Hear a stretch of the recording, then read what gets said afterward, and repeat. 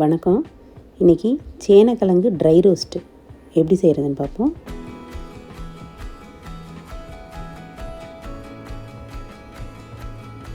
ஒரு 1/2 கிலோ சேனக்கிழங்கு வாங்கி அதை நல்லா தோல் உரித்து நல்லா கழுவி கட் பண்ணி எடுத்து வச்சுக்கோங்க.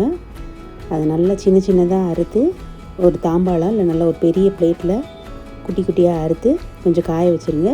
வெயிலில் கூட காய வச்சிங்கன்னா உங்களுக்கு நல்லா குழையாமல் டக்குன்னு சீக்கிரம் வந்துடும். அதுக்காக சின்ன சின்னதாக அறுத்து காய வைங்க. அப்புறம் நல்லா கொஞ்சம் கனமான பாத்திரம், அதில் கொஞ்சம் எண்ணெய் ஊற்றிக்கோங்க. எந்த எண்ணெய்னாலும் ஊற்றிக்கோங்க. எங்கள் வீட்டில் நல்லெண்ணெய் இல்லை தேங்காய் எண்ணெய், இது ரெண்டில் பண்ணுவோம். ஒவ்வொன்றுக்கும் ஒவ்வொரு டேஸ்ட் இருக்கும். ஃபஸ்ட்டு எண்ணெய் காய்ச்சதும் கடுகு போட்டுட்டு அப்புறம் லைட்டாக உளுந்து போடுங்க. லைட்டாக செவந்துருச்சு. எண்ணெய் காஞ்சதுக்கப்புறம் நல்லா சுருன்னு அப்படியே அந்த சேனக்கிழங்கையும் போட்டுருங்க. நம்ம தண்ணி தெளிக்கணும் அந்த மாதிரி எந்த இதுவுமே இல்லை. நல்லா ட்ரையாக உங்களுக்கு கிடைக்கும். இது சீசன் டைம் கிழங்கு, அதனால் நல்லா ரெட் கலரில் வந்திருக்கு.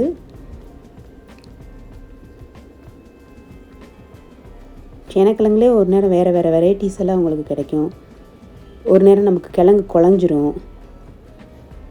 இந்த மாதிரி சிகப்பு கிழங்குன்னா உங்களுக்கு நல்லாயிருக்கும். லைட்டாக வதக்கி விட்டுக்கோங்க.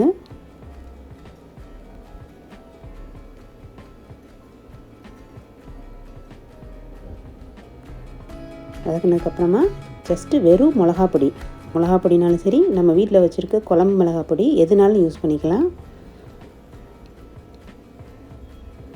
அதையும் போட்டு நல்லா வதக்கி விட்டுருங்க. கொஞ்சம் நேரம் ஆனதுக்கப்புறமா நீங்கள் உப்பு சேர்த்துக்கோங்க.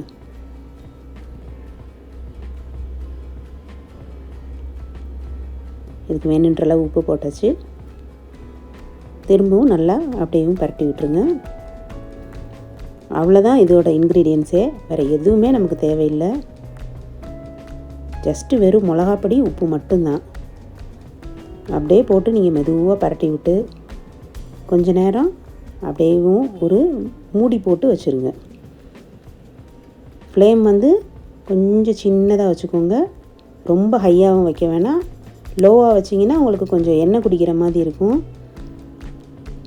எண்ணெய் கம்மியாக ஊற்றுனீங்கனாலும் உங்களுக்கு குழஞ்சிட்டு வரும். தண்ணியும் தெளிச்சிடக்கூடாது எந்த காரணத்தை கொண்டும். அப்படியே லைட்டாக அப்பப்போ ஒரு 2-3 தடவை நீங்கள் மூடியை ஓப்பன் பண்ணி லைட்டாக பரட்டி விட்டுட்டே இருங்க.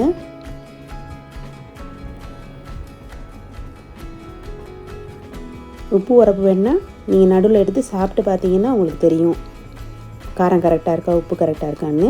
அதுவுமே நீங்கள் சாப்பிட்டு பார்த்துட்டு வேணும்னா ஆட் பண்ணிக்கலாம், வேறு ஒன்றும் இல்லை.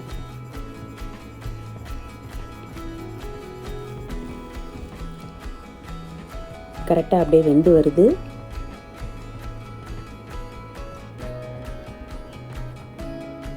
நீங்கள் எவ்வளோ சேனக்கிழங்கு வச்சிங்கன்னாலும் சரி, உங்களுக்கு அப்படியே அது பாதி போர்ஷன் ஆயிரும்.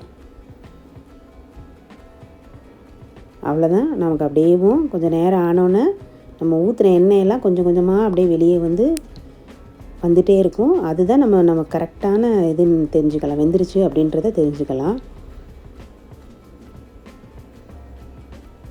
அப்புறம் நம்ம கொஞ்சம் நேரம் திறந்து விட்டேவும் லேசாக அப்படியே ஃப்ரை பண்ணிகிட்டே இருந்தீங்கன்னா நல்லா கிறிஸ்பியாக. உங்களுக்கு கிறிஸ்பியாகனா கூட கொஞ்சம் நேரம் வைங்க. இல்லை நமக்கு கரெக்டாக கடிச்சு சாப்பிட்ற மாதிரி இருந்தால் போதுன்ற அளவுக்கு பார்த்துட்டு ஸ்டாப் பண்ணிடலாம். அவ்வளோதான்.